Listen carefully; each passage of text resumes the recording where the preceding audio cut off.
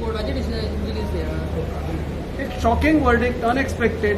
म्हणजे म्हजे एक सदांच समज आशिल्लो की एकदां इलेक्शन प्रोसेस डिक्लेअर जालो की खंयचेच न्याय वेवस्था तातूंत इंटरफियर करना म्हणून हांगा अनफॉर्च्युनेटली हायकोर्टान एक अचंबीत करपा सारको निर्णय दिलो आनी मनाक पटना. म्हणून हांव नको इलेक्शन कमिशन होपफुली सुप्रीम कोर्टान बी वचपाक जाय. आयज रातचें कितें जाता जाल्यार पळय अपिलां वयतलें आमी अनफॉर्च्युनेटली स्टेट हातूंत भाग ना.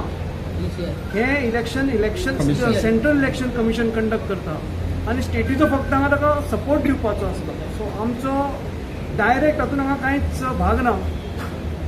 आमचे सेंट्रल इलेक्शन कमिशन म्हाका दिसता डिसिजन अप्रोप्रिएटली घेतलें. पूण पॉसिबिलिटी आसा कितें डेफिनेटली हांव नको तांचे लिगल तांणी पळोवपाक जाय.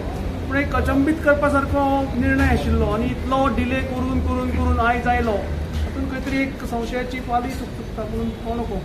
कित्याक पयलीं खेप अशी घटना घडली आसली. म्हाका दिसता देशाच्या इतिहासान असो निर्णय पयलेंच आयला आसतलो की फाल्यां इलेक्शन आनी आयज इलेक्शन कॅन्सल जाता आनी इलेक्शन नोटिफिकेशन प्रोसेस इनफॅक्ट म्हाका दिसता सर्वीस वोट सिनियर सिटीजन वोटूय पडले, बॅलट वोटींग जालें. सो ते पसून नासतना असो निर्णय घेवप म्हणजे मातसो अचंबीत करपा सारको निर्णय आसा. Okay thank you.